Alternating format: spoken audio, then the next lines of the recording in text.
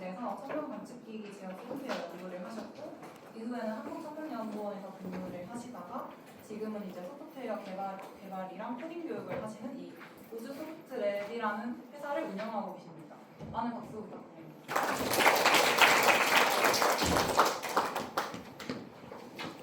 시작하면 될까요? 네. 안녕하세요. 이혜인이라고 합니다. 목소리 뒤에 잘 들리세요? 네. 목소리가 좀 작은 편이라. 네.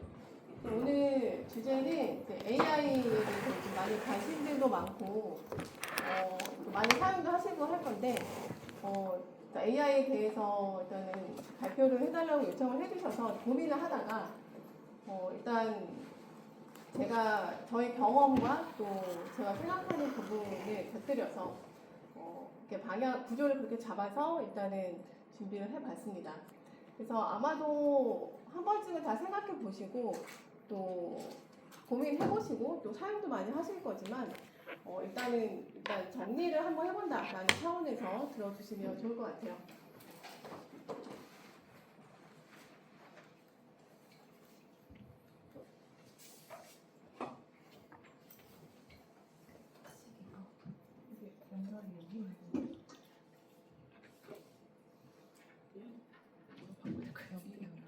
이게 밖에 안 보이면은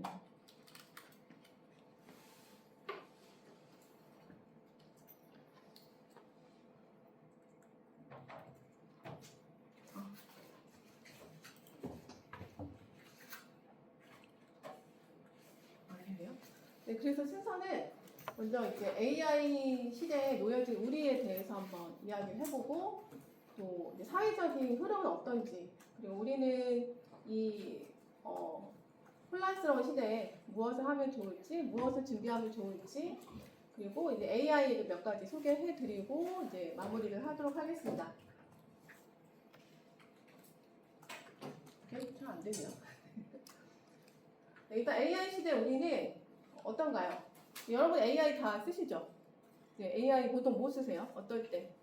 보통 과제할 때, 공부할 때, 그리고 뭔가 뭐 SNS나 이런 거 운영하시는 분들도 계실 거고, 이런 콘텐츠 만드는 데도 쓰실 거고, 네, 그런 분들도 계시고, 또 안 쓰는 학생들도 있을 거예요. 안 쓰는 학생들도 분명 있을 거예요. 이제 AI에 대해서 우리가 누군가에게 정리를 하고 누군가에게 배우고 하는 게 아니라 또 어떻게 붐이 일다 보니까 어떻게 하다가 사용하게 됐어요. 그러다 보니까 이제 윤리적인 이슈도 생기고 또 어떤 이제 대학 내에서 이루어지는 어떤 논쟁거리도 있죠. 그래서 이제 평가 기준이라는 부분에서도 있고 또 거기에서 최근에 작년부터 나온 이제 바이브 코딩이라는 용어 들어보셨을 거예요. 한 번쯤은. 그래서 바이브 코딩으로 인해서 이런 개발자 사회에 많은 변화가 일어났고 그리고 그걸로 인해서 뭐 전적인 요인은 아니겠지만 그래도 큰 부분을 차지하기 때문에 신입 채용도 많이 없어지고 있는 상황이에요. 그래서 이제 직업도 양극화되고 또 그런 반면에 디지털적으로도 소외되는 부분도 점점 생기고 있는 상황입니다. 다 동의하시죠? 동의하시죠? 네. 먼저 이제 여러분의 이야기를 한번 해보겠습니다. 그래서 AI를 써서 숙제하고 공부하는 게 잘못인가요? 잘못이라고 생각하시는 분들 계신가요? 여기에 제가 이게 작년 12월 기사예요. 여기에서 나온 걸 이제 스크랩을 해왔는데 이제 서울대의 그 에브리타임에 이제 올려놓은 글을 이제 기사 주제로 삼은 거예요. 그래서 여기 보면은 평소에 챗GPT로 과제를 했는데 챗GPT가 갑자기 안 됐대요. 그래서 숙제를 못 했대요. 교수님께 메일 보내면 선착해 주실까요? 어떠실 것 같으세요, 교수님? 네. 그래서 이게 이제 컴퓨터가 갑자기 망가져서 과제 제출을 못한 거랑 동급이래요. 여러분은 어떻게 생각하시나요? 네. 그래서 이런 친구도 있고 또 어떤 학생은 챗GPT만 믿고 과제 미루고 있다가 갑자기 터져서 과제를 못했어요. 네. 이것도 요즘의 상황일 거예요. 여러분도 다르지 않다고 생각합니다. 자, 이제 교수님들 입장에서 한번 볼게요. AI로 과제는 학생 징계해야 될까요? 자, 여기서 이 기사도 아마 작년 말에서 올해 초에 나온 기사로 알고 있는데 AI로 과제하고 이제 시험 공부를 편하게 하려는 학생들과 이게 막으려는 교수들 사이에 또 공방이 펼쳐지고 있다라고 해요. 근데 교수님들은 GPT 킬러, GPT 제로 등의 이제 앱을 사용하시는 거예요. 그래서 이 학생이 제출한 과제가 GPT 제로 이런 걸 통해서 GPT AI를 썼나 안 썼나 보는 거죠. 그리고 또 학생들은 또 거기에 이제 대항해서 이런 바이패스 GPT라는 예를 들면 이런 걸 이용해서 AI 판독기에 안 걸리게 만드는 자기의 뭐 말투라던가 이런 것들을 학습을 시켜서 이제 안 걸리게도 해서 뭐 안 걸렸다 뭐 이런 학생들도 있어요. 그래서 이런 지금 상황입니다. 여러분도 다르지 않다고 생각합니다. 그런데 여기서 문제가 생겨요. 이게 작년 5월달 기사인데 저 AI 안 썼는데요? 그래서 힐스턴 다운타운 대학교의 리버럴이라는 학생입니다. 이 학생이 그 작문 과목에서 최종 성적의 15%를 차지하는 자기소개서 과제를 냈대요. 근데 학교에서 이걸 사용한답니다. 그래서 턴인 AI 탐지 서비스인데 이거를 돌렸더니 AI가 작성한 것으로 나왔어요. 그래서 이 교수님은 이를 근거로 해서 0점을 부여했고 학생은 너무 억울하죠. 여러분이라도 억울하겠죠. 내가 다 준비했는데. 그래서 이 친구가 마침 구글 드라이브에 우리 여러 가지가 있죠. 구글 프레젠테이션도 있고 구글 시트, 구글 독스 이런 거 사용하는데 이 학생이 구글 독스를 사용해서 이제 과제를 해왔던 과정이 마침 타임라인으로 남아 있었던 거예요. 그래서 이걸 가지고 제출해서 0점 처리가 취소되었다. 네, 이런 기사가 나오는데 이것도 누구나 겪을 수 있는 상황일 수도 있어요. 그렇죠?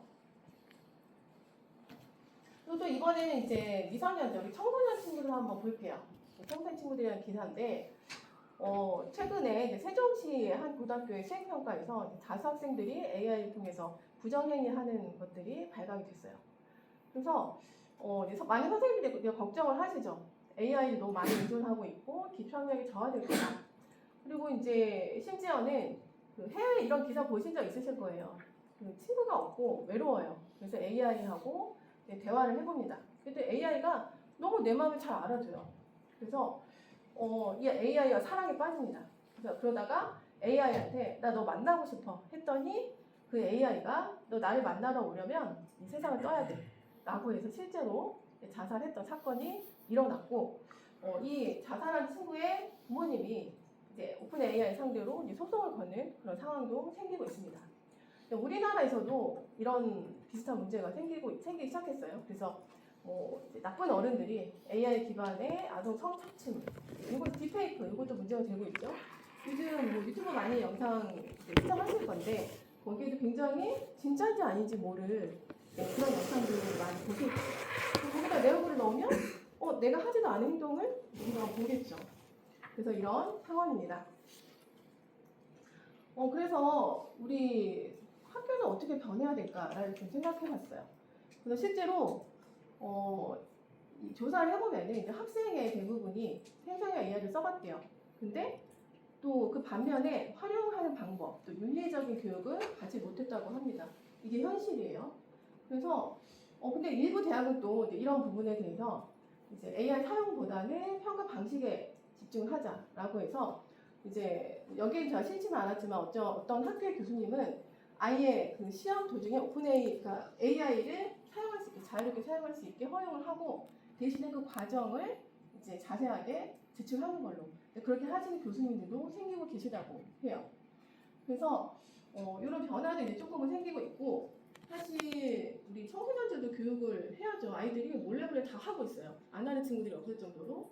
그래서 이제 이런 부분이 이제 중요하고 사실 AI를 너도 나도 다 쓰다 보니까 우리 AI 한 번 써본 친구들은 그러니까 안 써본 친구들이 있어도 한 번만 써본 친구들은 없다. 그 말이 맞죠? 그래서 이 AI로 결과물을 만들면 너무 내가 만든 거랑 퀄리티가 달라요. 그리고 상향이 평준화가 되죠. 그래서 사실 여기에서 이제 더 경쟁이 치열해집니다. 중요한 거는 아이디어다. 그래서 AI 사용보다는 아이디어 진정성이 중요합니다. 근데 제가 교육하고 있는 저희 기관에 최근에 초등학생 한 친구가 교내 발명대회 이런 거 있잖아요. 거기에서 이제 도전을 했는데 AI를 썼어요. AI를 써서 결국 이제 수상을 했는데 이 교육부에서도 이런 발명대회에서 AI 허용을 해요. AI 허용을 하고 부모님들 또 어떤 뭐 학원 이런 데 이제 도움을 허용을 하는 대신에 이 학생이 이 팀에서 얼마나 그 중요한 역할을 했느냐 이거를 본다고 합니다. 그렇게 바뀌어야 된다는 거죠. 결론은 아이디어다. 바이브 코딩 들어보셨죠? 바이브 코딩이 제가 이름을 잘 못 외우는데 그 안드레이 카파시라고 들어보셨죠? 들어보셨나요? 안드레이 카파시라고 이제 전 오픈 AI 창립 멤버이고요. 그리고 전 테슬라 책임자였던 분이에요. 근데 이분이 2025년도 2월쯤에 트위터에 이 바이브 코딩이라는 용어를 처음 언급을 했어요. SNS에. 그래서 그 이후로 많은 개발자들이 바이브 코딩 이렇게 하는 거야? 라면서 이제 여러분들이 경험을 하기 시작했고 이제 조금 이제 자연어는 몇 가지 이제 대화를 했더니 결과물이 정말 멋지게 나오는 거예요. 그래서 이제 많은 사람들이 이제 거기에 매력을 느끼고 이제 많이 도전을 했죠. 그래서 많은 사람들이 많은 앱들을 막 만들고 실제로는 이제 올해 2026년 1분기에 그 앱스토어의 신규 앱 등록이 전년도 대비해서 84% 증가했다고 해요. 이게 다 이제 바이브 코딩 덕분이겠죠. 그래서 이게 바이브 코딩이 뭐의 약자인지 혹시 아시는 분 계신가요? 바이브 코딩이 바이브가 바이브레이션에서 나온 말로 느낌대로, 의식의 흐름대로라는 의미를 담고 있어요. 그래서 내가 생각한 대로 자연어를 입력을 해서 이제 의식의 흐름대로 개발을 하는 건데 이렇게 하다 보니까 이제 많은 그 빅테크 기업들 혹은 이제 스타트업 기업들이 뛰어들기 시작했어요. 이런 바이브 코딩이 만들어지는 이런 앱 개발 이런 것들이 이제 굉장히 편하게 앱이 만들어지도록 이제 사업을 확장을 했죠. 그래서 앱 생태계 자체가 이제 바뀌고 있어요. 그런데 이제 여기서 문제가 생기죠. 이제 바이브 코딩 한번 끝까지 가봤다 하신 분 한번 바이브 코딩을 해서 나 말 안 되는 것까지 한번 겪어봤다 해보신 분 계세요? 안 계세요? 반응이 없으신 건가요? 네. 그 바이브 코딩으로 이제 한두 시간 안에 뚝딱 만들 수 있는 거 얘가 굉장히 잘 만들어요. 아주 그러니까 간단한 게임, 간단한 예를 들면 심리 테스트, MBTI 테스트, 또 예를 들면 369 게임 이런 것들, 그리고 카메라를 인식해서 가위바위보 하는 거 이런 것들을 굉장히 잘 만드는데 얘가 좀 복잡해지면은 얘가 엉뚱해지기 시작합니다. 그래서 AI랑 대화를 하다 보면 이런 거 느끼신 적 있을 거예요. 처음에 굉장히 잘하다가 어느 순간부터 앞에서 해왔던 것들을 뒤집어 엎어버려요. 얘가 기억하는 게 처음 시점부터 이렇게 내가 대화를 할 때마다 누적이 되면 좋겠는데 우리 인간들이 그렇게 하잖아요. 누적을 하면서 그 앞에 부분에 기반을 계속 생각을 해나가는데 AI는 어느 정도 누적이 되다가 얘가 이렇게 옮겨갑니다. 그래서 이 앞부분을 새까맣게 까먹어요. 그래서 내가 앞에서 정말 제대로 기획했던 것들을 싹 뒤집어 엎어버리고 엉뚱한 짓을 하기 시작합니다. 그거가 이제 그런 것들이 밝혀지기 직전까지 우리나라에서도 많은 스타트업들이 요즘 취업도 안 되고 막 정부에서도 막 그 창업 많이 이제 지원을 하잖아요. 그래서 그것만 믿고 창업을 해서 개발자 채용 안 하고 내가 하겠다 해가지고 제품을 만들다가 피부분들이 많으세요. 이거. 그래서 바이브 코딩이 이제 그런 문제도 생기고 또 이제 어떻게 잘 만들었다고 해도 이런 보안 그리고 앱스토어 정책 위반 이런 것도 있지만 이제 유지 보수 사실 얘가 블랙박스예요. 얘가 잘 만들었지만 나는 코드를 잘 모르면 얘가 어떻게 잘 만들었는지 중복이 됐는지 어떤 문제가 산재되어 있는지는 모르는 거예요. 그래서 이런 부분에 대한 경고가 이제 나왔고 시니어 개발자들도 이런 문제를 인식을 하고 나서부터 조금씩 그 소프트웨어 개발 방법론 그러니까 원래 해왔던 방식에서 다시 되돌아가서 거기서 조금씩 AI를 사용하고 있는 추세입니다.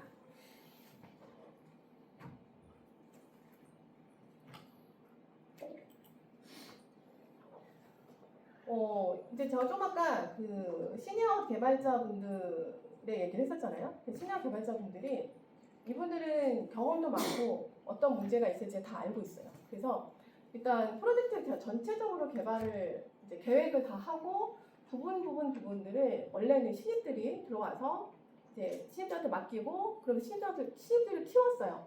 그랬는데 최근에 이제 AI가 나오면서 이 전체적인 그 틀에서 부분을 신입 직원한테 시키지 않고 AI한테 시킨다 굉장히 잘한단 말이에요. 근데 AI는 제가 아까 말씀드렸던 것처럼 어느 정도 한도까지는 얘가 잘한다고 했었죠. 그래서 그런 부분을 부분의 AI가 일을 하는 거예요.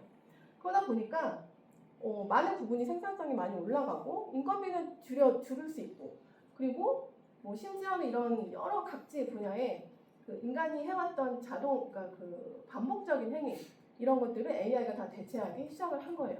그러다 보니 지금 굉장히 심각한 여러분들 이제 체감을 하실 건데 신입 직원은 거의 뽑지 않습니다. 그래서 오히려 이 초고수 개발자들이 이제 문값이 많이 올라가고 있고 여전히 신형 개발자 역량이 중요하다. 그래서 그러니까 요즘 얼마 전까지만 해도 그렇게 생각하시는 분들 계셨을 거예요. AI가 코딩 다 해주는데 코딩 배울 필요 있을까? 네, 이거 보니까 코딩을 배워야 되겠죠, 그렇죠? 우리가 알아야지 AI가 잘못하지 않을 수가 있으니까.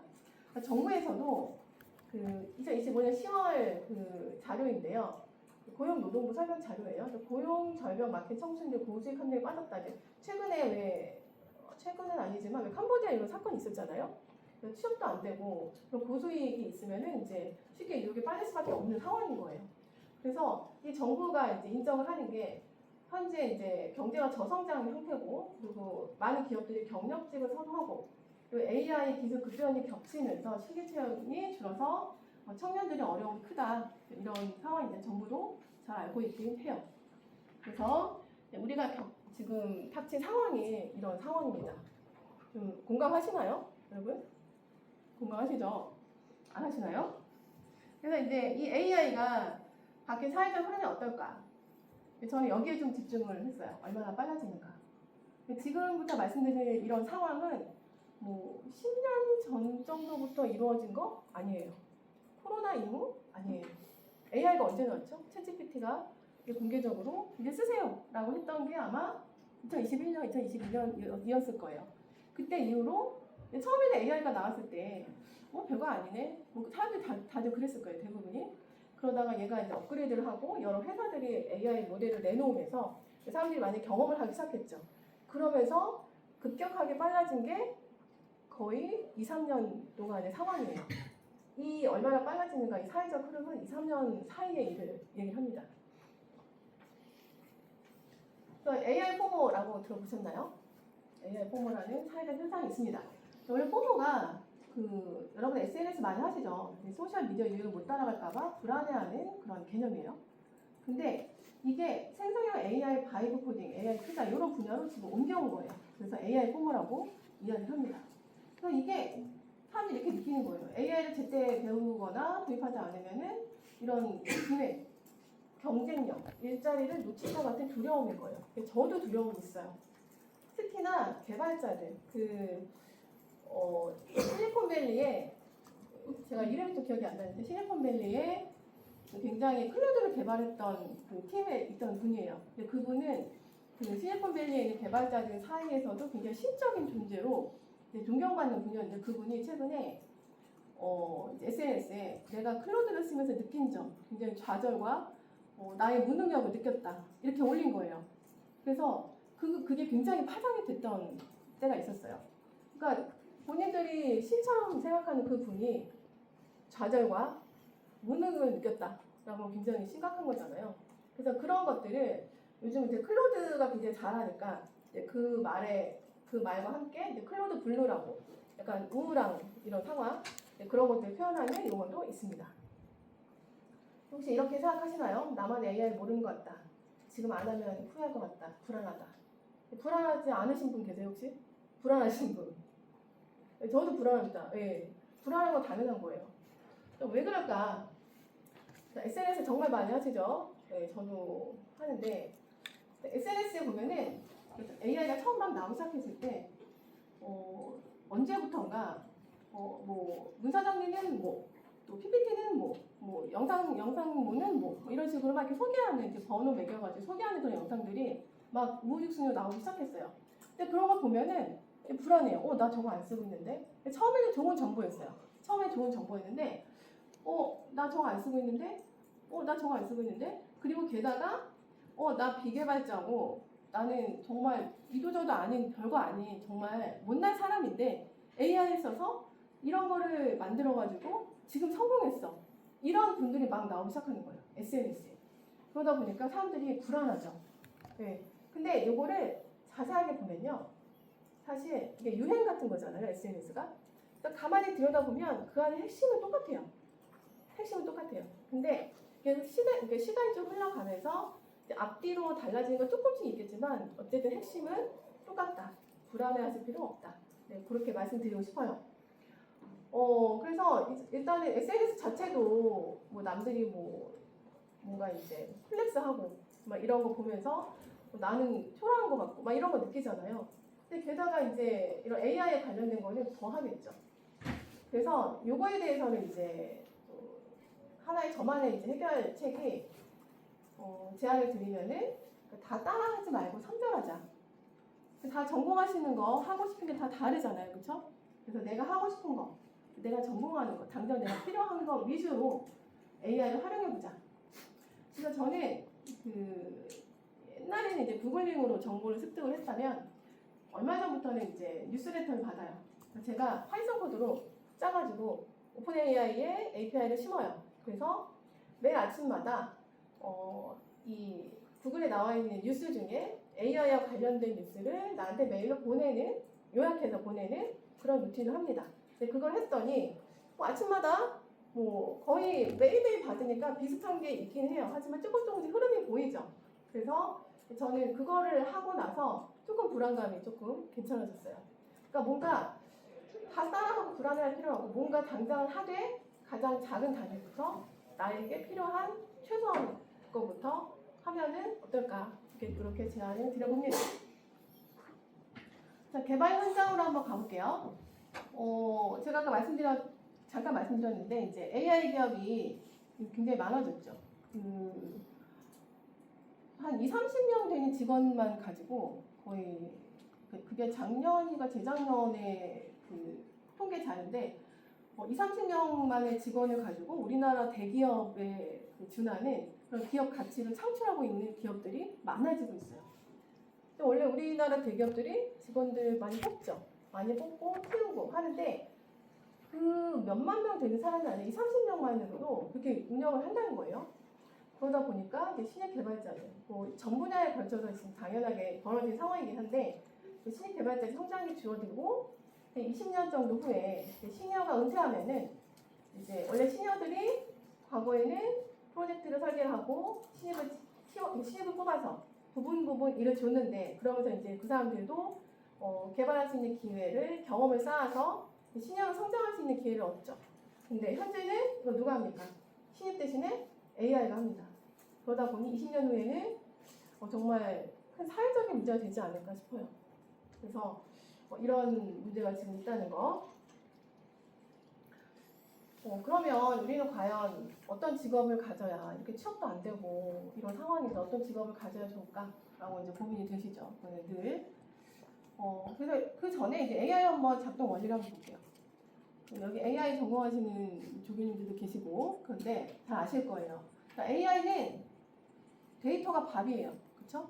AI가 갑자기 튀어나와서 모든 걸 다 잘 생각하고 잘 하진 않아요.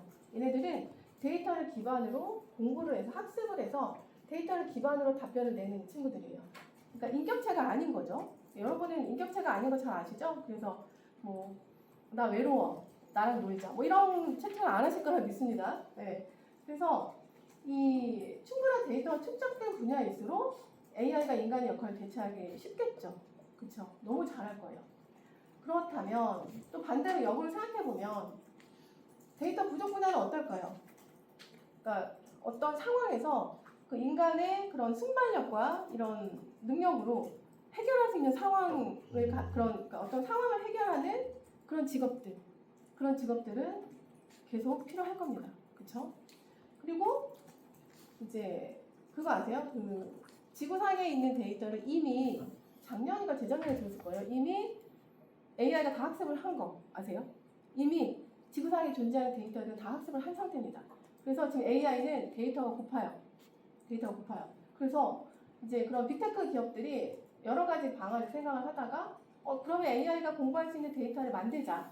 그래서 AI가 또 데이터를 만들어요. 그런데 이제 그러다 보니 이 AI가 만든 데이터를 학습을 한 애들은 이상 동작을 하는 거예요. 그건 아니다. 그런 상황이고 어쨌든 인간이 만들어내는 우리 굉장히 예를 들면 혹시 아시는지 모르겠는데 최근에 정부에서 여러 가지 대회 같은 걸 많이 하는데 공공 데이터를 활용한 무슨 대회, AI를 활용한 아이디어 대회 이런 게 되게 많아요. 공공 데이터는 굉장히 많이 쌓여 있어요. 뭐 이를테면 우리 뭐 도로 왔다 갔다 하다 보면 미세먼지 뭐 이런 거 나오죠. 날씨 또 뭐 인구 통계 데이터 이런 것도 이제 조사하면 나와 있는 그런 것들 이런 정부의 공공 사이트들은 생각보다 굉장히 많은 공공 데이터들이 많습니다. 그런 거를 가지고 뭔가 학습을 해서 하면은 우리가 생각하는 뭔가 아이템이 있다면 하면 좋겠죠. 어쨌든 이런 미래 유망한 직업 분야는 이제 데이터가 부족한 부분도 되겠지만 AI를 안 쓸 수는 없어요. 그래서 AI하고 인간이 만나는 부분 그 지점에 있는 직업은 계속 살아남을 거다, 유망할 거다라고 전망을 합니다. 그러면 우리는 무엇을 준비해야 할까요? 네, 이때까지 우리에게 놓여진 이런 상황을 좀 살펴봤는데 여기서 전 포인트를 이제 내 두뇌라고 생각을 했어요.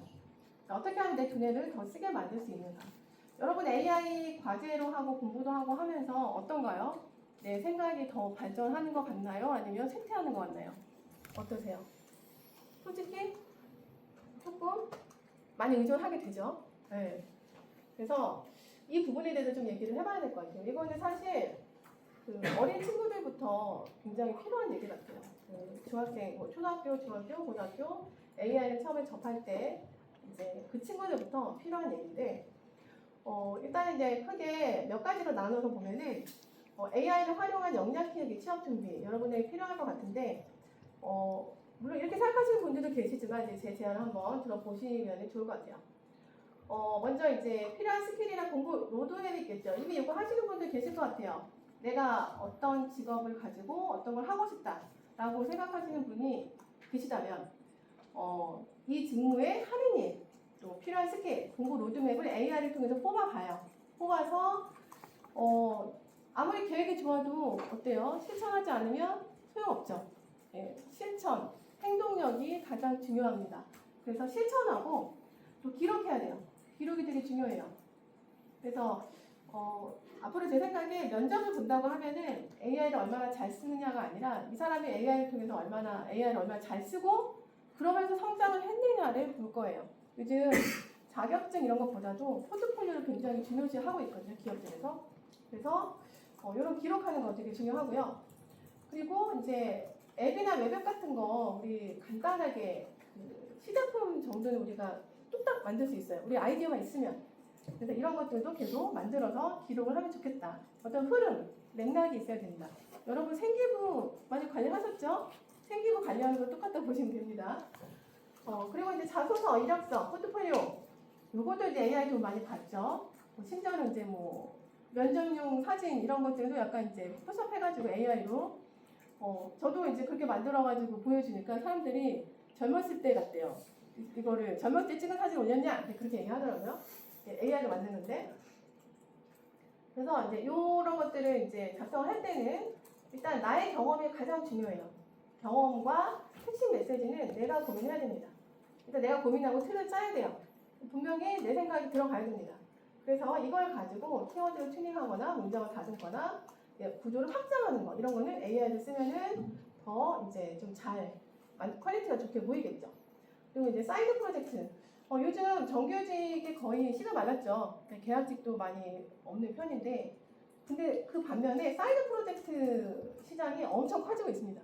그래서 여러분이 마음만 먹는다면 다양한 분야의 사이드 프로젝트를 할 수 있는 기회가 있어요. 그러니까 뭐 코딩부터 해서 데이터 분석, 기획, 디자인, 뭐 마케팅도 있고 이런 다양한 분야의 사이드 프로젝트로 지원할 수 있는 사이트가 굉장히 많습니다. 그래서 그런 걸 통해서 AI를 써서 이런 경험들을 쌓고 이것도 이제 포트폴리오로 준비를 하자. 네, 그러면 도움이 될 것 같다라고 말씀드릴 수 있습니다. 자, AI에게 창의력, 사고력을 뺏기지 않으려면 어떻게 해야 될까요? 많이 뺏기고들 계시죠? 네. 그래서 일단 처음에는 1차 아이디어 구조는 직접 해야 됩니다. 이거 되게 중요해요. 그쵸? 나 뭐 만들고 싶은데 어떤 아이디어가 있을까? 아이디어 제시해줘. 그렇게 하면 얘는 뻔한 이야기를 해줘요. 얘는 이미 인간의 모든 활동을 다 학습을 했기 때문에 많은 사람들이 생각할 법한 것들을 제시를 해줘요. 그래서 그거는 특이한 게 별로 없을 거다. 그래서 이제 1차 아이디어 구조는 직접 하는 게 좋고 확장은 이제 AI와 하는 거죠. 그런데 이제 반복 작업이 있을 거예요. 제가 아까 잠깐 말씀드렸던 메일을 제가 필요한 메일을 요약을 해서 이제 루틴하게 받는 거. 자, 그런 것들을 이제 AI에 시키는 거예요. 반복적인 거, 이런 루틴 같은 거. 근데 이런 것들을 이제 AI가 하도록 하고 결과는 그냥 하고 끝나는 게 아니에요. 결과는 내 의견과 사고를 반드시 넣어야 됩니다. 중요하겠죠? 그래야 이제 오로지 내게 되는 거예요. 자, 최종 결정은 사실 많은 분야에서 AI를 활용하고 데이터를 통해서 나온 시각화된 내용을 가지고 의사결정을 합니다. 근데 의사결정은 인간이 하죠. 의사결정에 대한 책임도 인간이 합니다. 그래서 AI가 쓰는 문장은 반드시 내 언어로 그리고 책임을 져야 돼요. 내가 판단해야 됩니다. 내가 종합해야 되고 저는 최근 들어서 출강을 많이 가는데 여러분 만나는 이런 형태로 이제 강연을 좀 많이 가기 시작을 했는데 제가 요즘 같아서는 AI 없으면 난 어떻게 일을 했을까 좀 그런 생각이 들어요. 되게 AI도 고마워요. 근데 이제 뭐 다양한 분야의 분들을 만나고 다양한 니즈가 있고 또 다양한 수요가 있고 다양한 경험치가 있죠. 근데 그거에 따라서 매번 이런 PPT나 발표 자료 이런 것들을 매번 만드는데 그거를 한 가지 모델한테 물어보지 않아요. 저는 이제 챗GPT부터 해서 퍼플렉시티, 또 클로드, 또 구글 AI 스튜디오에서 또 리틀에서 또 코파일럿에서 되게 다양하게 가격도 다양하게 똑같은 걸 물어봐요. 똑같은 걸 물어보는데 아시는 이제 웬만큼 프롬프트 잘 쓰실 거예요. 그래서 뭘 할 때는 AI한테 역할을 주고 그리고 할 일을 정해주고 그리고 제한을 줘서 얘네들한테 똑같은 걸 물어봐요. 그럼 얘네들이 공통적으로 추려지는 것들이 있어요. 그래서 그런 것들을 가지고 제가 판단을 합니다. 그래서 특히 이제 최근에 제가 본 기사인데 모든 AI 모델은 아부하게끔 되어 있대요. 그렇게 설계가 되어 있답니다. 어쨌든 여러분이 내가 이런 경험이 있어. 나 인턴 지원해야 돼. 이런 거 좀 써줘. 라고 요청하신 분들 많을 거예요. 생각보다. 그럼 어때요? 당신은 이런 멋진 경험을 갖고 있군요. 이렇게 막 아부하기 시작을 해요. 근데 그거는 모든 AI 모델이 공통적인 겁니다. 근데 여기에 넘어가면 안 됩니다. 그래서 비판적으로 분석을 하게끔 요청을 해야 돼요. 그래서 시스템 인스트럭션이라고 AI랑 대화하기 전에 미리 세팅을 하는 또 명령 부분이 있어요. 거기에다가 이 아부성 멘트는 하지 말 것이라고 반드시 넣어주시는 게 좋습니다. 네. 그리고 이제 미래의 키워드인데요. 제가 생각한 키워드는 그래서 이제 인간이 만든 데이터다. 그리고 인간의 경험이다. 라고 생각합니다. 제가 20대 때 한참 개발을 할 때는 그냥 사용자가 뭐 만들어주세요가 굉장히 구체적이지 않았대요. 좀 뭉뚱그려서 뭐 하는 프로그램 만들어주세요 라고 했어요. 그래서 그거를 만들면 그때부터 제가 만들어준 대로 써야 돼요. 대부분의 그때 당시에는 그랬어요. 근데 최근에 UX UI라고 이거 들어보셨나요? 이거는 이제 디자인 쪽에서도 굉장히 중요한 개념이기도 하고 아마 전 분야에서 많이 확산이 되어 있을 거예요. 근데 UX UI라는 말이 User Experience, User Interface예요. 그래서 인간의 사용자의 경험이 굉장히 중요시되고 사실 그거잖아요. 제가 이제 교육을 할 때 데이터 분석은 누가 제일 잘할까요? 라고 물어보면은 뭐라고 대답할까요? 데이터 분석은 누가 제일 잘할까요, 여러분? 누가 제일 잘할까요? 코딩 잘하는 사람? 판다스 잘 아는 사람? 누가 제일 잘할까요? 데이터 분석은 그 데이터, 그 분야를 잘 아는 사람이 제일 잘합니다. 그래서 이 인간의 경험이 그래서 중요한 거예요. 해당 분야에 이 업무를 맡은 사람이 어떻게 하면 가장 효율적일지, 어떻게 하면 동선이 짧을지를 잘 알고 있는 사람이에요. 그래서 그 사람의 경험이 녹아 들어가야지만 진정한 이제 그 경험이 들어간 소프트웨어다, 앱이다 라고 얘기할 수 있죠. 그래서 저도 제 생각이 정말 맞을까? 라고 해서 이제 AI랑 디스커션을 해봤어요. 그랬더니 이제 같이 내린 결론이 이겁니다. 미래 경쟁력은 데이터를 설계하고 경험을 설계하고 AI 룰을 설계하는 인간에게 있다. 인간에게 주도권이 있어야 된다는 겁니다. 네. 그래서 미래 키워드는 이렇게 두 가지로 말씀드렸고요. 이제 시간이 굉장히 짧게 끝날 것 같은데요. AI를 한번 써볼 건데요. 여러분 AI 많이 쓰시는데 되게 크게 이렇게 나눌 것 같아요. 일단 뭐 논문이랑 자료 검색 많이 하시죠?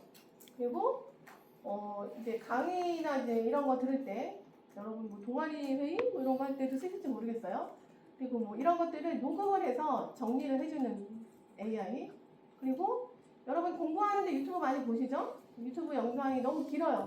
내가 다 볼 시간 안 돼요. 2-3시간짜리 어떻게 봐? 그러면 이것들을 몇 분만 요약해주는 이런 AI도 있을 거고 뭐 이런 것들을 사용하실 거예요. 사용하시나요? 많이 사용하시나요? 그래서 제가 몇 가지 한번 시연 한번 해볼게요.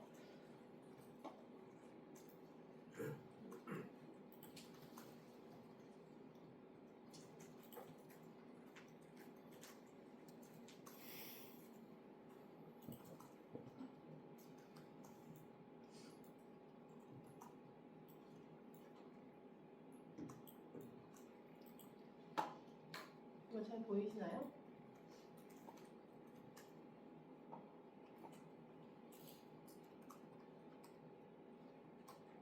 잠깐만요.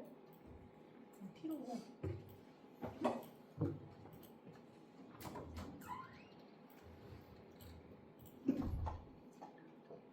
여기 노트북 LM 많이 쓰실 거예요. 그래서 제가 이걸 가지고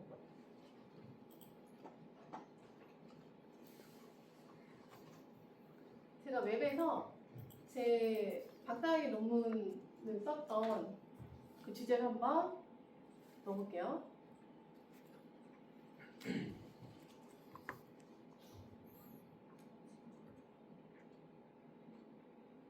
그 얘가 웹사이트에서 조사를 합니다. 조금 시간이 걸릴 건데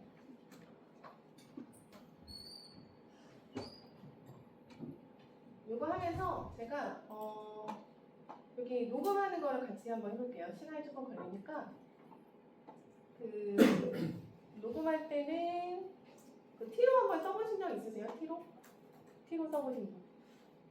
T로. 그래서 제가 요거를 T로에서 실시간 기록을 한번 해볼게요. 그럼 얘가 마이크 허용이 이미 됐네요. 네, 제가 말하는 거 다 들어가는 거 보이시죠? 보이시나요?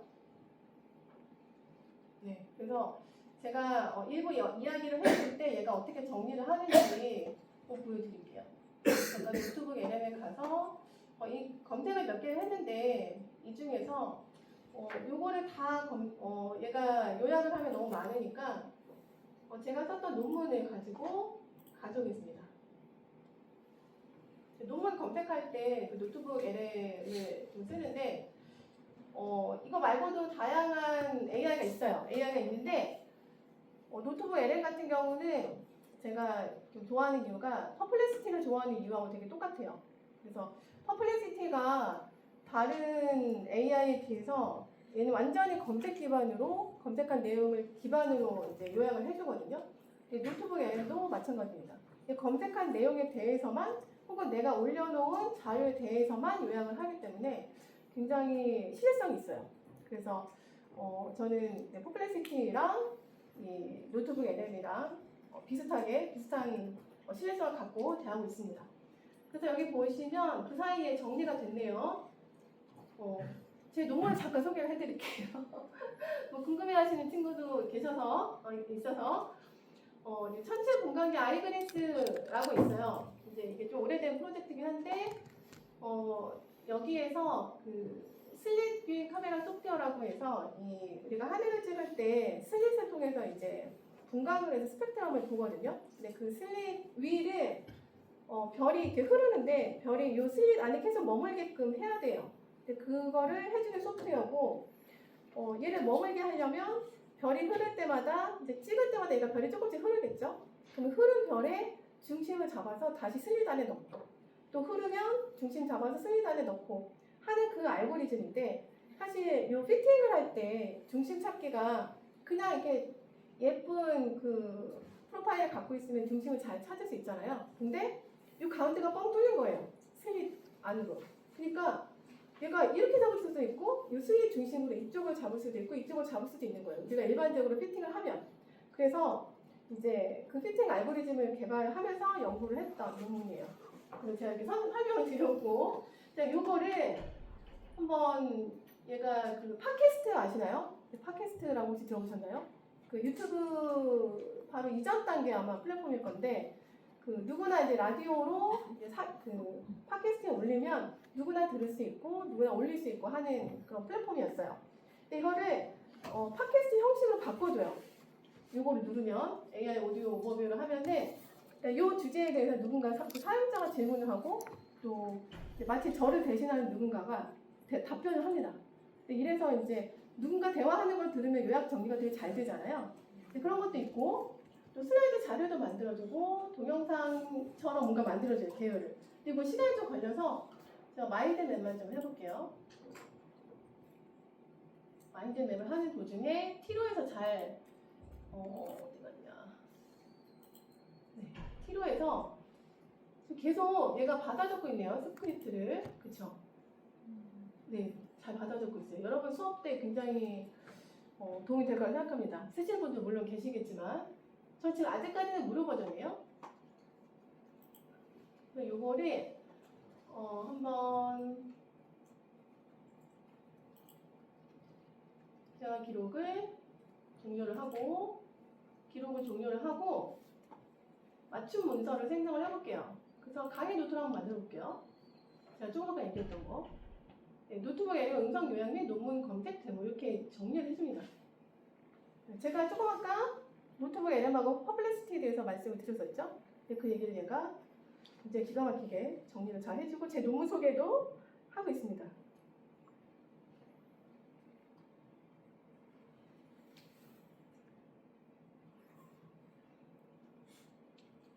이렇게 강의 노트도 만들고요. 스크립트는 그대로 있고 강의 노트도 있고. 요즘 업무에서 이거 많이 써요. 회사에서. 사실 누군가 받아 적고 아니면은 녹음해가지고 정리하지 않는 이상은 다 사람들마다 하는 얘기가 다르고 해서 또 기억도 다르게 되잖아요. 그래서 또 엉뚱한 얘기를 하기도 하고. 그런데 요거는 뭐 빼박이죠. 이거 한 페이지 문서로도 이렇게 정리가 됩니다. 결론까지도 내줘요. 네. 그래서 이제 노트북 LM에 어디였지? 제가 이걸 한 거죠. 그래서 이거는 제가 어제 해본 거고. 그런데 그 네. 정확도가 얼마나 되나요? 본인 논문이니까 내용을 잘 알 텐데 요약한 거 완벽하다고 할 수 있나요? 아니면 제가 노트북 LM 같은 경우는 좀 괜찮은 것 같아요. 근데 이거 말고 다른 논문 검색 요약은 조금씩은 다르게 나오더라고요. 네, 그래서 조금 뭐 100%는 아니겠지만 그 신뢰성이 좀 크다고 생각합니다. 다른 AI에 비해서. 그리고 이제 티로를 노트북 LM 하고 이게 티로죠. 이게 티로고 이게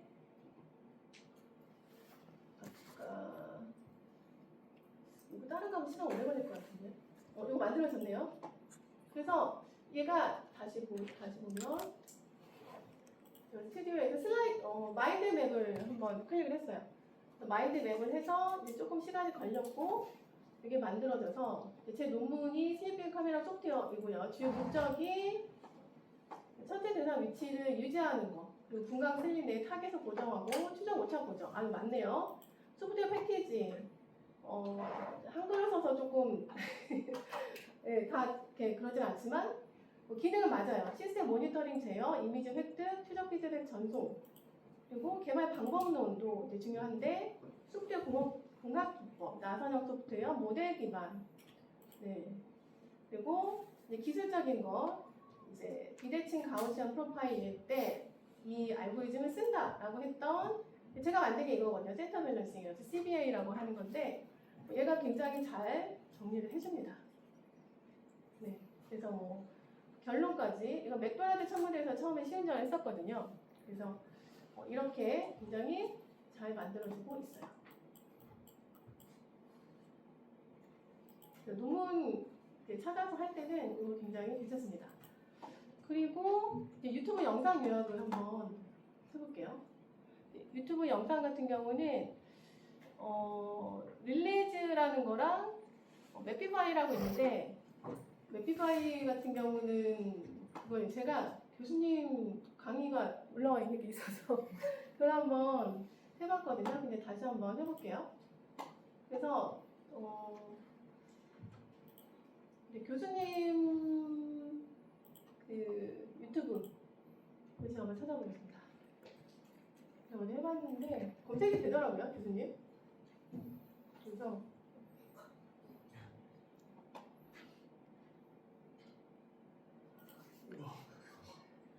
어떤 걸 해볼까요? 어떤 거를 제가 요거를 한번 해봤는데 똑같은 거 말고 교수님 한번 불러주시겠어요?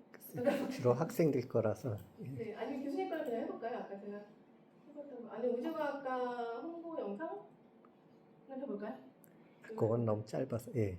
아니면 아까 원래 제가 하려고 했던 요거를 해볼게요. 예, 괜찮으시죠? 네.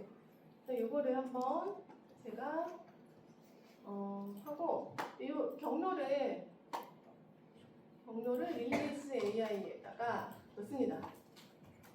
넣고 추가를 해서 얘가 아까 제가 어제 만들어놨던 거랑 아마 금방 뜬 것 같아요.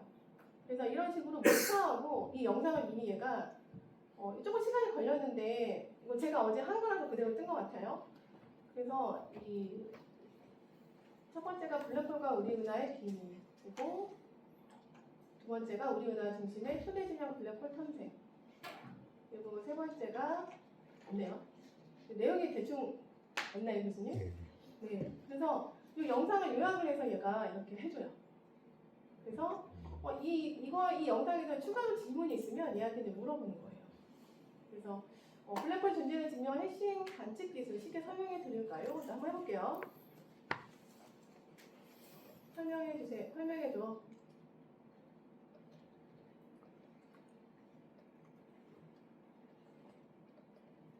영어로 있네요. 한글로 해서 넘어갈게요. 다시 설명.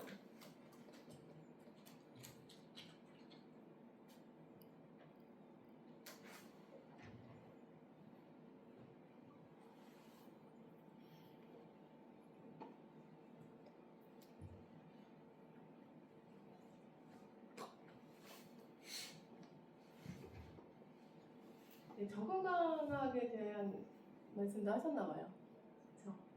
그래서 2020년 노벨 물리학상 수상자의 로저 펜로즈, 라인하르츠 벤첼, 안드레아 비치의 블랙홀 연구에 대한 영상이라고 하고 이 블랙홀 존재를 어떻게 관측적으로 증명했는지에 대해서 그리고 적응과학이라는 기술에 대해서도 설명하고 있다. 이렇게 얘가 이 영상에 대해서 정리하고 또 부족한 부분이 있으면은 서로 이야기할 수 있는 대화까지 할 수 있는 AI입니다.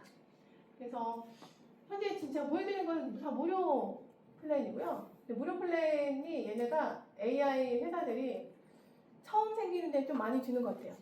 구글을 제외한 보통 다른 AI 회사들은 처음에는 많이 주다가 이제 팍팍 줄이는 것 같습니다. 그래서 언제 어떻게 메뉴가 확 바뀌고 또 무료 플랜이 어떻게 바뀔지는 아무도 몰라요. 저도 매번 한 일주일 전에 강의 준비했다가 막상 시연을 하려니까 메뉴가 확 바뀌어가지고 놀란 적도 있고 그렇습니다. 그래서 그냥 요즘에는 그러려니 합니다. 말도 안 하고 그냥 막 바꾸니까요. 그래서 이제 그런 부분이 있고 이 중에서 무료로 한번 써보시고 여러분한테 필요한 부분은 이제 몇 개 고르셔서 여러분 진로에 또 학업에 도움이 되시면 좋겠습니다. 그리고 이제 학습 도움에 대해서 얘기를 해봤고요. 이제 AI 생성 도구인데요. 우리 요즘은 또 챗GPT가 이미지를 너무 잘 만든다고 또 많이 나와 있죠. 그래서 좀 만들어 보셨죠? 짤막한 동영상이나 아니면은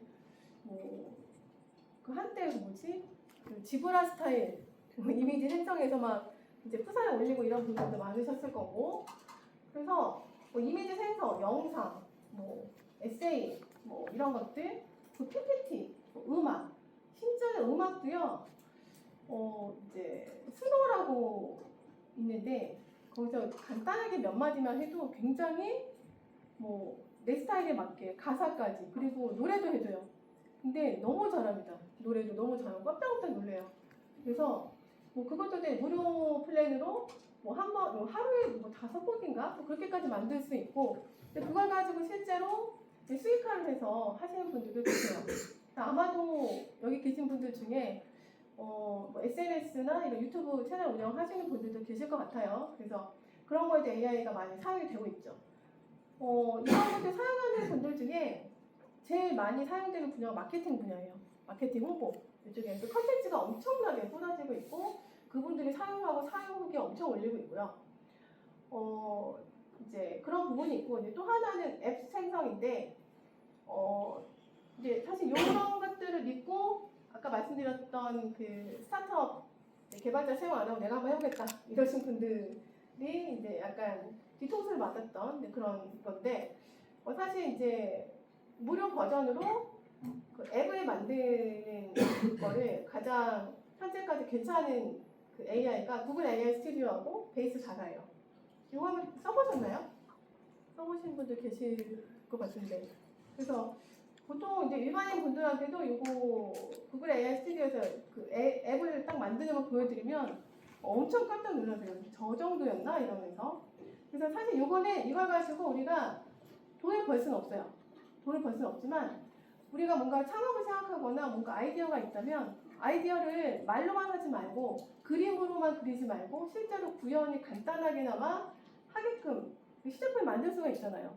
웹페이지를 만들고 하는 게 아니고 그냥 여기에다가 앱을 만들 수가 있어요. 웹사이트나 정말 간단하게. 그래서 이런 시제품을 가지고 아이디어를 구체화하는 거죠. 그럴 때 굉장히 좋습니다. 그래서 혹시 이거 써보신 분 계세요? 없으시면 제가 시연을 할게요. 구글 AI 스튜디오나 베이스 4사 혹시 써서 앱 개발해보셨다. 반응이 없으신 건가요, 오늘? 안 써봤습니다. 네? 안 써봤습니다. 안 써보신 거예요? 그럼 제가 이것도 한번 해볼게요. 그래서 구글 AI, 그 AI 스튜디오 제가 굉장히 좋아하는 툴인데요.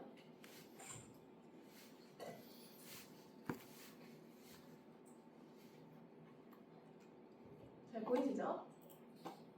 여기로 들어가면은 구글 AI 스튜디오라고 해서 우리 아까 노트북 LM에서 그 스튜디오라고 했었잖아요. 네, 이런 것처럼 다양한 AI 생성물을 만들 수 있는 플랫폼이에요. 얘도. 근데 여기에서 이제 크게 두 가지만 말씀드리면은 다양한 활동을 할 수 있는데 플레이그라운드하고 빌드가 있어요. 대표적으로. 플레이그라운드는 우리가 보통 이제 챗GPT나 클로드랑 대화하듯 하는 채팅, 그러니까 챗봇이라고 보시면 돼요.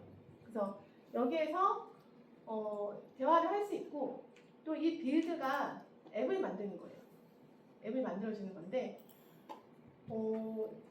이 메뉴도 최근에 바뀌어가지고 여기를 선택해 보시면은 여기 밑에 페이드 막 이런 게 있어요.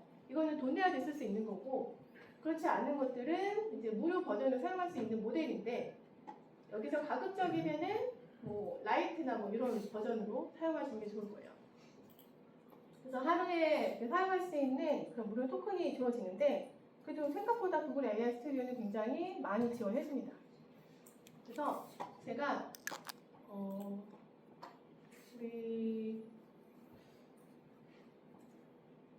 그 게임 만들면은 좀 너무 유치할까요? 제가 최근에 만든 건데 그 아이들 대상으로 하다 보니까 이제 제가 만든 앱을 보여드릴게요. 그게 수박 게임 아세요? 혹시? 수박 게임 들어보셨나요? 저기 중고등학생들이 많이 하는 게임이라고 하던데 저 처음에 알았어요. 최근에 알았어요, 저도. 그래서 네, 이거를 자, 게임을 한번 해보겠습니다. 게임 시작을 하면 위치를 정해서 이렇게 떨어뜨려요. 얘가 떨어집니다. 그래서 같은 과일끼리 만나면 같은 게 아니에요. 같은 과일끼리 만나면 얘가 합쳐져서 그 다음 단계로 넘어가요. 요 순서대로. 그래서 이런 말들도 있고 좀 가려져서 네, 이런 식으로 하는 게임입니다. 그래서 이거를 어떻게 만들냐면은 여기 빌드에서 그냥 수학 게임 만들어줘 하면은 안 돼요. 예, 되게 막연해서 마치 마음대로 이상한 걸 만듭니다. 그래서 먼저 제가 아까 시니어 개발자들이 기획을 해서 전체적으로 프로젝트를 설계를 한다고 했었죠. 근데 여러분들도 뭔가 아이디어가 있고 하면은 그거를 얘한테 그 역할과 할 일과 그리고 그 제안사항 이런 것들을 제시를 해서 나한테 질의응답을 하게끔 하는 프롬프트를 만드셔야 돼요. 그래서 여기에서 이 친구랑 질의응답을 하는 겁니다. 그래서 한 가지씩 질문하고 내가 답변하면 다음 질문으로 넘어가. 이런 식으로 프롬프트를 만드셔야 돼요. 그래서 네, 그렇게 해서 여기에서 얘랑 질문을 이어가고 어느 정도 마무리가 됐다 그러면은 이제 최종 기획서 만들어줘. 이렇게 해요. 그러면 최종 기획서를 얘가 되게 잘 정리해줍니다. 그러면 여기서 만들어진 최종 기획서를 가지고 여기 빌드에 가서 이 최종 기획서에 맞는 이 다른 앱을 개발할 건데 여기에서 뭐 예를 들면 코드는 내가 하나하나 테스트할 수 있게 단계별로 개발해줘 라던가 이런 식으로 하셔야 돼요. 한꺼번에 그냥 만들어줘 하면은 엉뚱한 짓 합니다. 그래서 하나하나 스텝별로 만드시면은 좋아요. 그래서 시간이 되시면은 제가 또 뭘 만들어 볼까요? 만드는 것보다 만들어진 거를 보여드리는 게 좋을 것 같아요.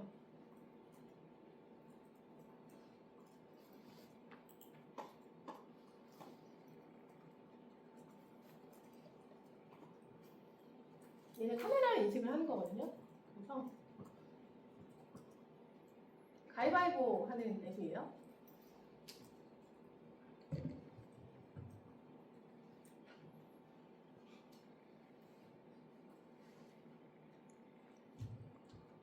네, 카메라 컨트롤하는 거라서 시간이 조금 걸리네요.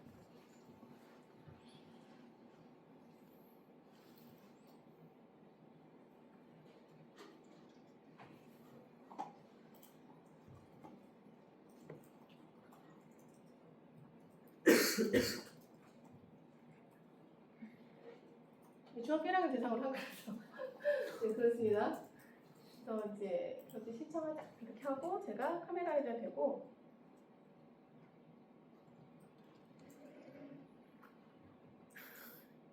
이거 말해서 안 되네요. 주먹.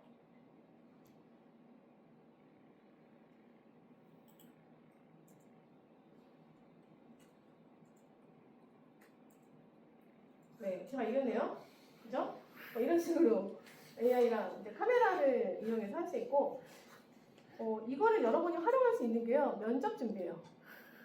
면접 준비. 얘가 이 내부 안에 구글 AI 스튜디오 같은 경우는 API를 무료로 사용할 수 있게 하는 제공해 주는 게 있어요. 그래서 내 얼굴을 학습을 시켜요. 그러니까 얘는 웃는 얼굴, 뭐 찡그린 얼굴, 화난 얼굴 이런 걸 해서 내가 이 앱을 실행을 했을 때 내 얼굴을 딱 보고 나 지금 화났어? 나 지금 기분 좋아? 이렇게 물어보면 얘가 대답하는 이런 앱도 있거든요. 이렇게 만들 수도 있거든요.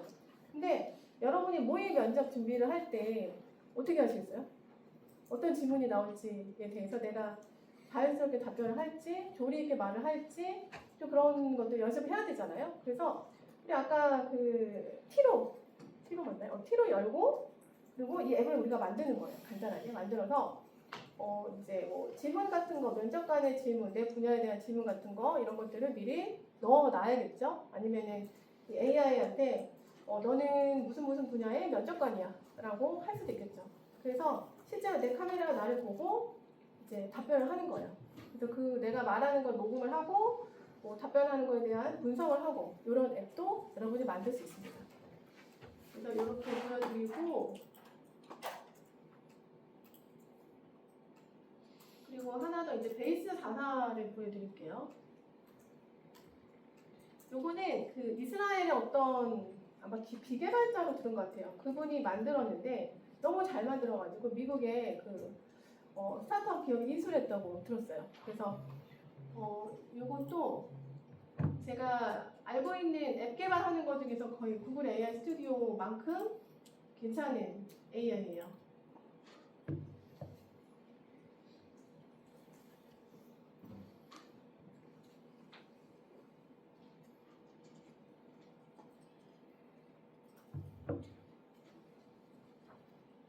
근데 얘는 이제 사악하게도 무료 플랜이 하루에 5개입니다. 5번의 대화만 가능해요. 근데 한 달에 25번까지 허용이 돼요. 그러니까 5일 연장으로 얘를 하면 막히는 거예요. 그래서 화가 나서 결제를 하게 됩니다. 그래서 그거는 이제 알아서 하시고 어쨌든 이걸로 이제 뭔가를 만들면 굉장히 생각보다 그 계정 관리까지 어카운트 관리까지 할 수 있는 기능까지 넣을 수 있어요. 그래서 제가 최근에 이제 그 파이썬 교육을 하는데 파이썬의 영어를 잘 몰라가지고 어린 친구들은 영어 단어 때문에 힘들어하거든요. 그래서 그 파이썬에 나오는 영어 단어만 공부를 할 수 있게 제가 만든 앱이에요. 그래서 요거는 예를 들면 이제 이런 식으로 교사도 넣을 수도 있고 이제 아이들의 계정을 여기다 회원가입을 할 수 있게 해줘요. 그 회원가입을 한 거를 제가 아이들이 어떻게 학습을 했나 알 수가 있어요. 레벨별로 언제 공부를 했고 이런 것들 이런 것까지 만들 수가 있어요. 그래서 뭐 예를 들면 이런 식으로 퀴즈 모드 그래서 뭐 이렇게 말도 나오고 제가 소리가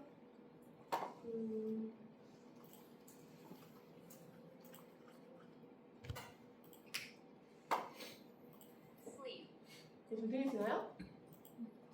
크게 하고 sleep, 이런 식으로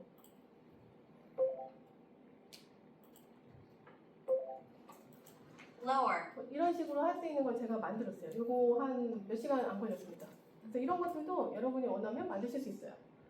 근데 이제 구글 AI 스튜디오 같은 경우에는 단점이 공유를 할 수가 있거든요. 내가 만든 앱을 공유를 할 수가 있는데 이거는 구글 계정이 있는 사람한테만 공유가 가능해요.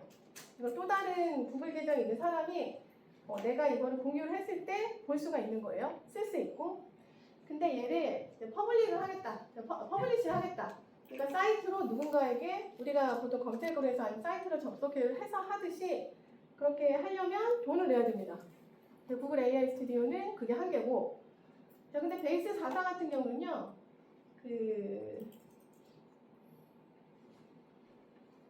홈으로 가서,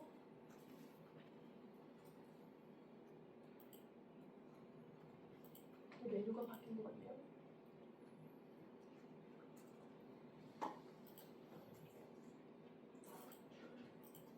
아, 됐다. 그래서 여기에, 퍼블리시가 바로 돼요, 얘는. 단, 베이스 44.app 이런 게 붙겠죠. 요거는 이거 내가 만든 앱이야 하고 그냥 뿌릴 수 있어요. 굉장히 좋죠. 그래서 저는 이걸로 그냥 필요한 친구들한테 뿌려요. 회원가입해서 이거 써 이렇게.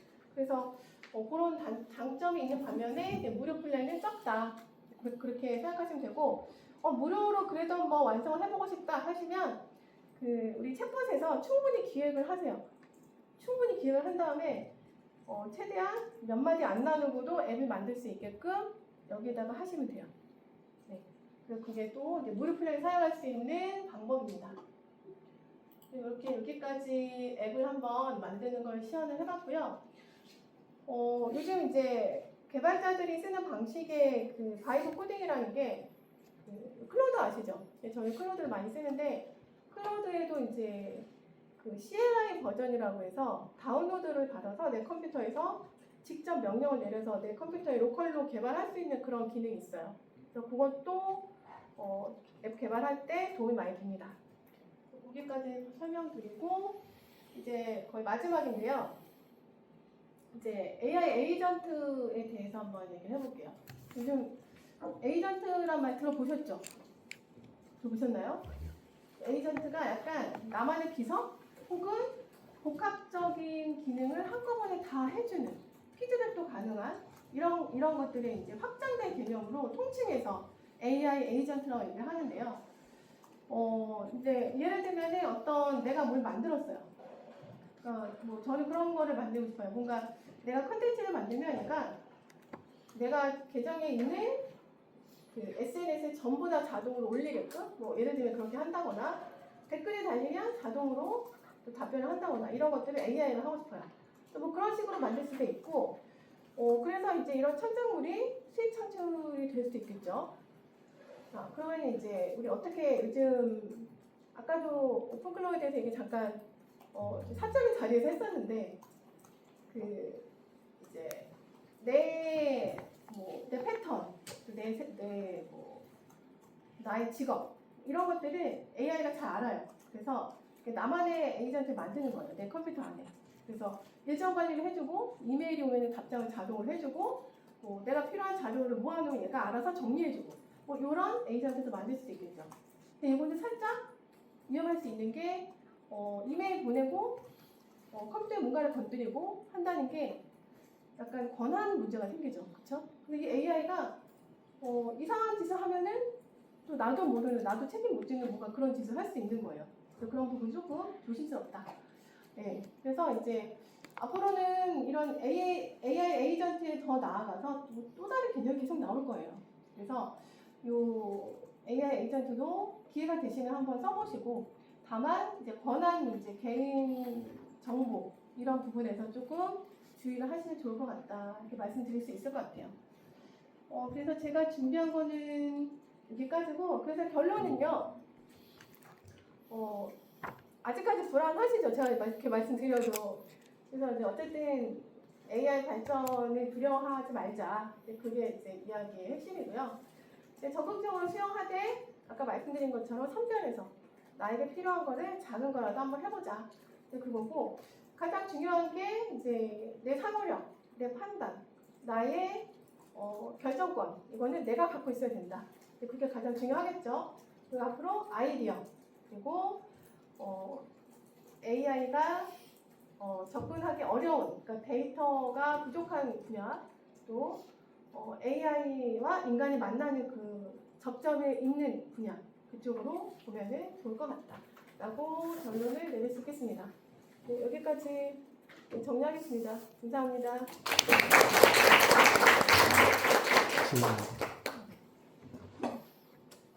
우선 좀 잘 들었습니다. 일단 네. 질문 시간을 가질 건데요. 질문 있으시면 손 들어주세요.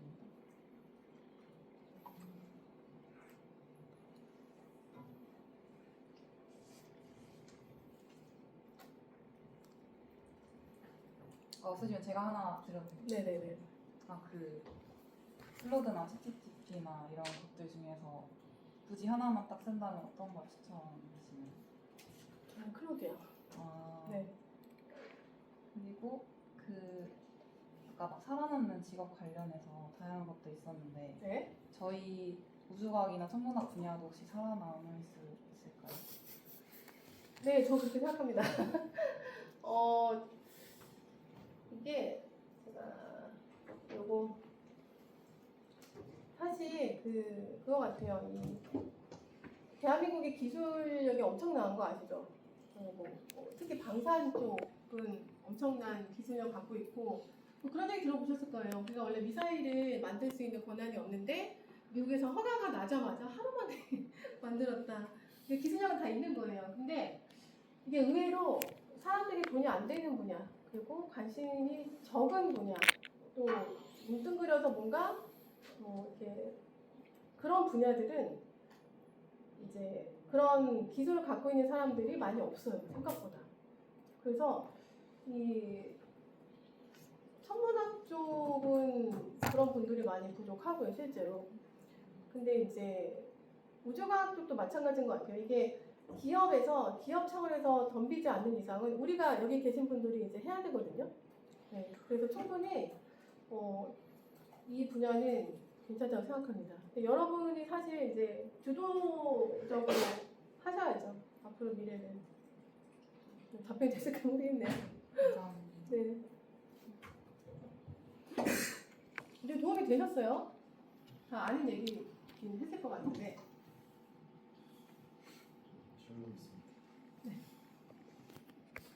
이제 시립 개발자를 거의 안 뽑는 상황이고 이제 그런 상황에서 뭐 자소서, 이력서, 포트폴리오 이런데 좀 저만의 언어로 이렇게 작성을 해서 녹여내서 좀 어필을 해야 된다고 말씀을 해주셨는데 그러면 그렇게 녹여낸 제 거랑 이제 AI 기술을 써서 조금 더 화려하게 작성하는 그런 시립 개발자랑 경쟁을 한다면 어떤 점을 조금 더 제가 어필을 해야 될까요?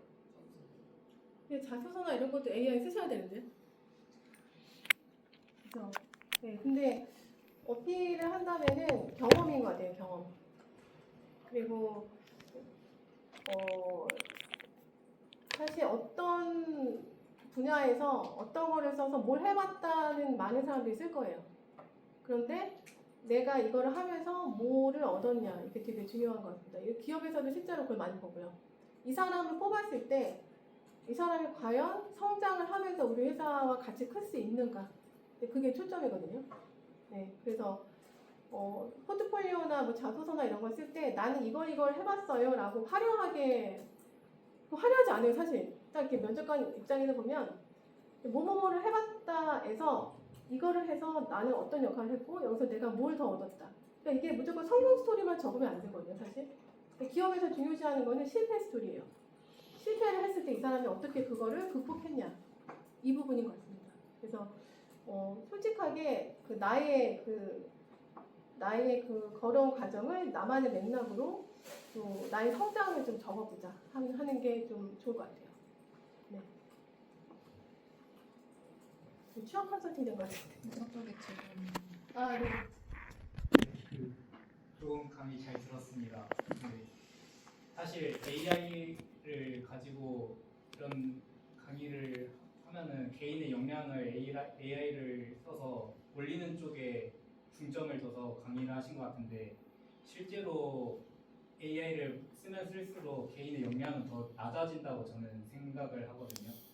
그러면은 사실 이전에 질문한 것도 그렇고 신입을 많이 안 뽑는다고 했는데 그게 제가 볼 때는 어떻게 보면은 AI에 너무 과의존되다 보니까 개인의 역량이 기업에서 워낙 만족하지 않을 정도가 돼서 애초에 안 뽑는 게 아닌가 그렇게 생각을 또 할 수가 있을 것 같거든요. 그러면은 오히려 AI가 이런 산업에 AI가 뛰어나서 그 산업을 대체한다기보다 사람이 오히려 뒤떨어져가지고 AI에 대체되는 게 아닌가 그거에 대해서 좀 궁금합니다.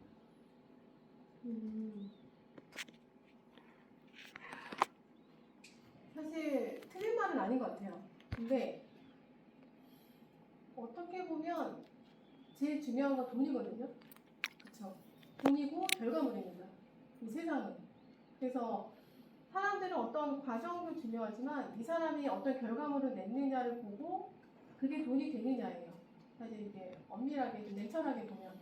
그래서 이 사람의 그 역량이 떨어진다는 거는 아무것도 안 썼을 때 혼자 해낼 수 있는 역량이거든요. 말씀하신 거는 맞죠? 네. 근데 우리가 AI를 써서 사실 그거예요. 어느 기업을 운영을 하더라도 대표가 다 잘하지 않죠. 대표는 이거 잘하는 사람, 저거 잘하는 사람, 요거 잘하는 사람을 뽑아서 이제 조화롭게 운영을 해 나가요. 근데 그런 형태로 우리가 생각해서 방향을 잡아야지 아무것도 안 하고 있는 상태에서의 개인의 역량은 사실 사회에서 알아주지 않을 것 같아요. 근데 맞는 말씀이긴 해요. 근데 사회는 냉철하게도 결과물이고 돈이기 때문에 그런 부분이 돈이 되느냐, 내가 만든 역량이 어떤 거든 간에 이 AI를 어떻게 써서 결과물이 얼마나 멋지냐, 돈이 되느냐 그런 사람을 뽑을 거예요. 기업은. 그걸 개인의 역량으로 판단할 수도 있어요. 기업이. 왜냐하면 돈이 될 수 있고 나니까.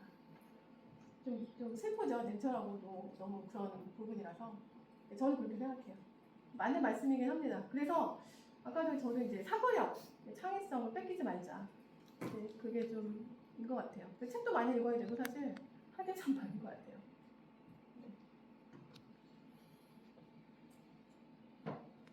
네.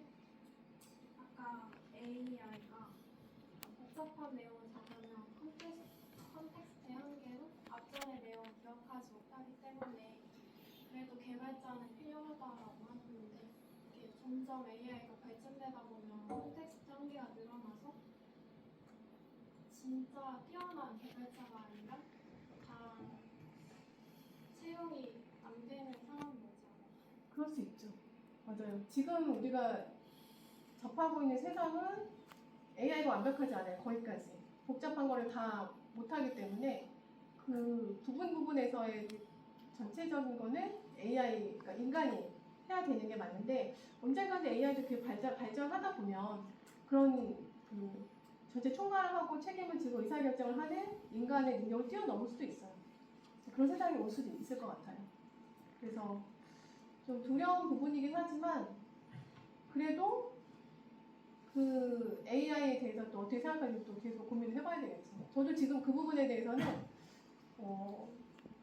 좀 고민도 많고 생각도 많은 것 같아요. 네. 아무도 정답을 얘기해 줄 수 없는 것 같습니다. 네. 네, 딴 얘기일 수도 있긴 한데 최근 전쟁에서 AI가 사용된다는 뉴스를 본 적이 있어가지고 이렇게 AI가 해로운 결과나 이런 전쟁의 과정 중에 사용된다면 되는 걸 어떻게 생각하시는지. 제가요? 당연히 그러면 안 되겠죠. 이제 아까 이제 AI가 잘못 사용되는 예도 이제 보여드렸는데 저는 이제 어린 친구들한테 얘기할 때는 AI는 위험하다라고 얘기합니다. AI는 정말로 똑똑하지만 인간이 아니에요. 데이터를 기반으로 해요. 혹시 그 영화 보신 적 있으세요? 로봇 아닌가? 아이 로봇인가? 네, 그 영화에서 왜 주인공이 어린 아이랑 같이 이제 물에 빠졌는데 차를 타고 물에 빠졌는데 AI가 그 생존 확률을 따져서 이 주인공을 살려요. 네, 그런 경우처럼 AI는 그렇게 좀 우리가 원하지 않는 방향으로 흘러갈 수도 있을 것 같아요. 사용자의 어떤 책임자에 의한 잘못된 판단으로 인해서. 그래서 그렇게 사용이 되면 안 되겠죠. 그래서 저는 개인적으로 절대로 그렇게 사용이 되면 안 된다고 생각을 하고, 그래서 지금 거꾸로 가고 있는 게 법적인 규제 이런 게 너무 없어요. 실제로 아까도 보여드렸지만 AI는 정말 많이 쓰고 있어요. 너도 나도 쓰고 아이들도 써요. 근데 실질적으로 이거에 대한 윤리 교육이라던가 뭐 사용을 올바르게 사용하는 방법 이런 교육이 전혀 이루어지지 않고 있거든요. 그러면서 이제 나중에 어떤 사건이 터지니까 이제 법제화가 되고 이제 그런 과정인 것 같아요 지금. 그래서 그런 부분은 아마도 국제적으로 뭔가 그냥 이건 제 개인적인 건데 국제적으로 뭔가 그런 어떤 이런 협의체가 생겨서 그런 거는 규제가 있어야 되지 않을까 생각합니다. 어려운 질문들을 하시네요. 네. 근데 되게 좋은 것 같아요. AI에 대해서 저도 정답은 아니에요. 저같이 이렇게 얘기하는 사람들이 많이 있고 다양한 관점에서 다양한 그 방향으로 얘기를 할 거예요. 그래서 어쨌든 그거를 취하고 사용하고 결정하는 건 여러분이에요. 여러분 책임이고. 근데 다만 방향성을 제시해 줄 뿐인 거죠.